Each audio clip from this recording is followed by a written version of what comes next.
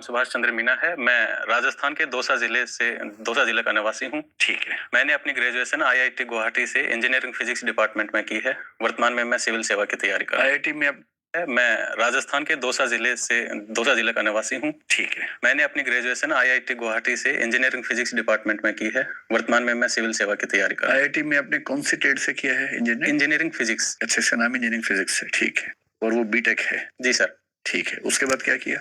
Sir उसके बाद मैं सिविल सेवा की तैयारी कर रहा हूँ। ये इंजीनियरिंग कब हुई आपकी? सर 2015 में। 2015 में। तो 6 साल से आप सिर्फ तैयारी कर रहे हैं सिविल सर्विसेज की? जी सर। और ये आपका पहला इंटरव्यू है? जी सर। और अटेम्प्ट कौन सा है आपका? सर ये मेरा 5th अटेम्प्ट है। 5th अटेम्प्ट है और पहला इंटरव्यू है? जी सर। तो इतना समय क्यों लग गया आपको यहाँ तक पहुंचने में? सर एक प्रॉपर गाइडेंस नहीं थी। मैं जिस परिवेश से आता हूँ वहाँ पे कोई पहले से तैयारी नहीं कर रहा था। लेकिन जो आईआईटी में पढ़ चुका हो अगर उसको ही प्रॉपर गाइडेंस नहीं है?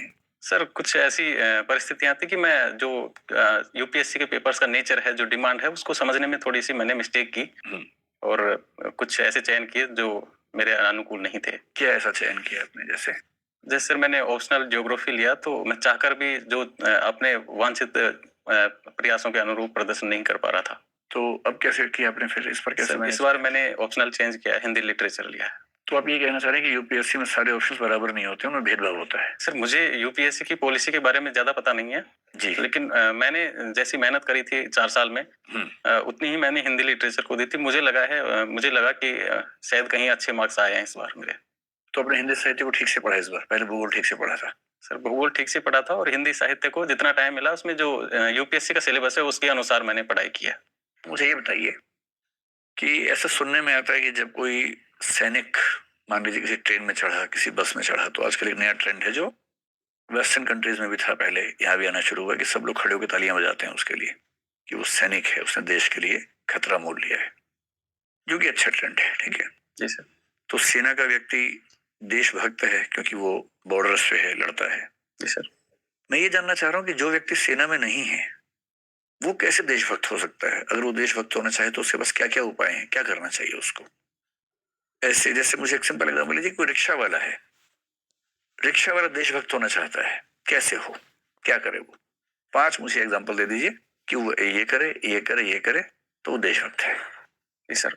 सबसे पहले तो जरूर रिक्शे को खरीदने के और उसको चलाने के जो नियम है, जो पंजीकरण होते हैं, उसने फॉलो किया हो।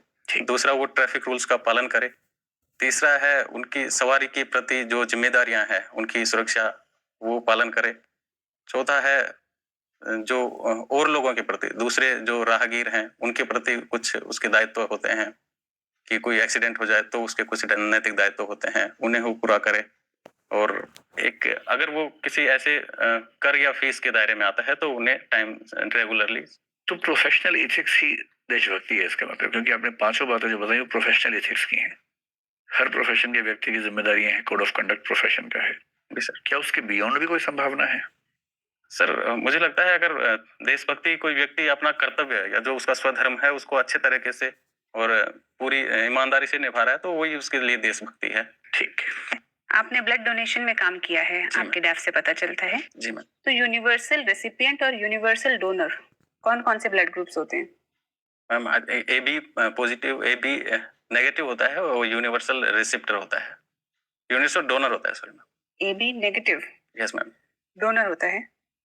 दोबारा सॉरी मैम, मैं कंफ्यूज हो रहा हूँ। शायद ए बी पॉजिटिव होता है वो यूनिवर्सल डोनर होता है और जो ओ नेगेटिव होता है वो यूनिवर्सल एक्सेप्टर होता है। चलिए ठीक है, एक बार देख लीजिएगा। ठीक है मैम। मेरा अंतिम सवाल आपसे, आपके रोल मॉडल कौन है? मैम मैं महेंद्र सिंह धोनी को अपना रोल मॉडल मानता हूँ। क्यों? मैम उन्होंने जो एक छोटे से परिवार से आते थे लेकिन उसके बावजूद भी इतना बड़ा लक्ष्य रखा और अड़चनों के बावजूद भी लगातार प्रयासरत रहे।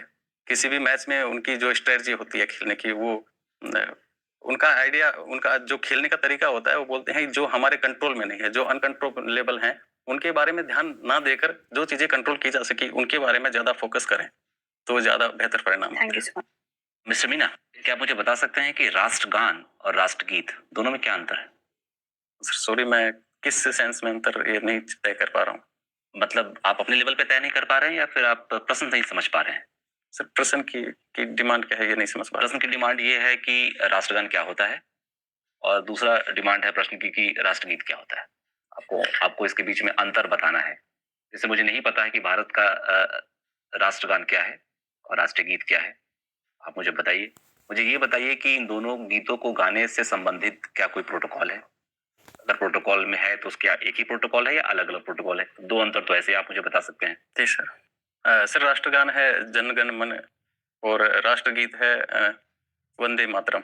ठीक है। और राष्ट्रगान गाने के कुछ प्रोटोकॉल्स हैं, जैसे इसके सम्मान में खड़े होना, 52 सेकंड में इसको पूर्ण करना।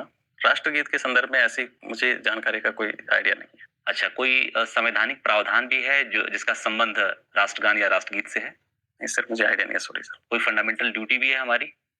सर जो राष्ट्र के सम्मान के प्रतीक हैं, जो राष्ट्र के प्रतीक हैं, उनके प्रति सम्मान की भावना है, तो उसमें राष्ट्रगान और राष्ट्रगीत दोनों शामिल हैं। अच्छा, ये बताइए कि क्या संसद को कोई अधिकार दिया गया है राष्ट्रगान और राष्ट्रगीत से संबंधित कोई भी निर्णय लेने के लिए? सर संसद संप्रभु है, तो इनसे संबंधित कोई भी निर्णय लेने के लिए संसद संप्रभु है तो ले सकती है निर्णय। ठीक है।